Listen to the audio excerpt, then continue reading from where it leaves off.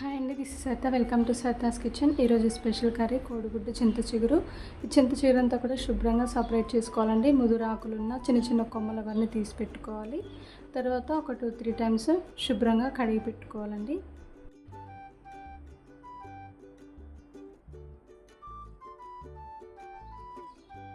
చింత చిగురు వచ్చిందంటే రకరకాల స్పెషల్స్ చేస్తూ ఉంటాం కదా.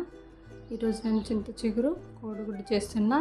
5 పెద్ద సైజు ఉల్లిగడ్డలు తీసుకొని చిన్న చిన్న ముక్కలు కట్ చేసి పెట్టుకోవాలి. తర్వాత కళాయిలోకి ఆయిల్ తీసుకొని వేడయ్యాక ఆనియన్స్ అన్నీ వేసుకోవాలండి. ఆనియన్స్ 2 పచ్చిమిర్చి వేసుకొని వీళ్ళైతే కొద్దిగా సాల్ట్ వేసి హై ఫ్లేమ్లో ఉంచి వేయించుకోవాలి. చూసారుగా ఇలా రంగు మారినాక ఉల్లిగడ్డలన్నీ కూడా త్వరగా వేయించుకోవాలి.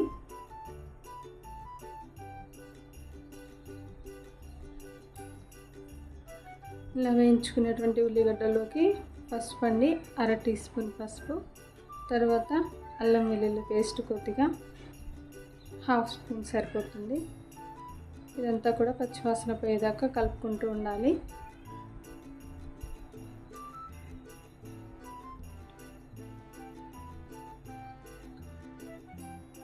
తర్వాత ఇందులోకి ఎగ్స్ వేసుకోవాలండి. నేను ఒక 5 ఎగ్స్ తీసుకుంటున్నాను.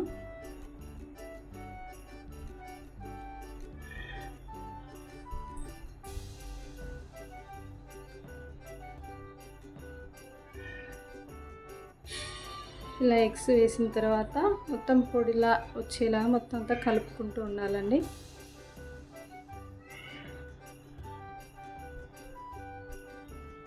అడుగు కూడా మాడకుండా చూసుకోవాలి, జాగ్రత్తగా కలుపుకుంటూ ఉండాలి. చూసారుగా ఇలా పొడి పొడిగా వచ్చింది ఎగ్ అంతా కూడా.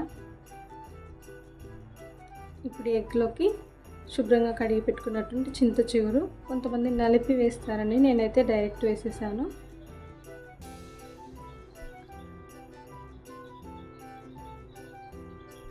పచ్చివాసన పోయిందాక ఈ చిగురు ఎగ్ ఇదంతా కలిపి జాగ్రత్తగా కలుపుకోవాలి ఒక 5 నిమిషాల పాటు.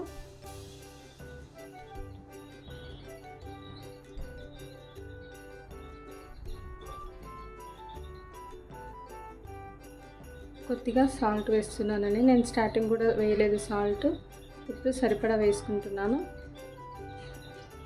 తర్వాత కొద్దిగా కారం కొద్దిగా ఒక 1/2 స్పూన్ ఎక్కువ వేసుకోండి, ఎందుకంటే చింత చిగురు కొంచెం పుల్లగా ఉంటుంది కాబట్టి కొద్దిగా ఎక్కువనే పడుతుంది. మిశ్రమాన్ని అంతా కూడా కొద్దిసేపు కలుపుతూ ఉండాలండి.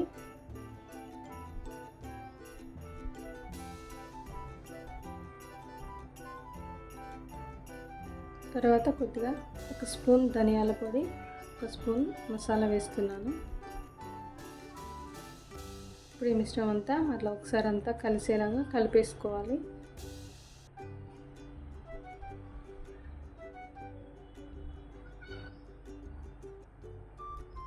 అంతేనండి, మన చింత చిగురు కోడిగుడ్డు కర్రీ ఈరోజుకి రెడీ అయిపోయింది. కొద్దిగా టేస్ట్ చూసుకోండి, సాల్ట్ ఒకవేళ తక్కువ అనిపిస్తే సాల్ట్ వేసుకోండి.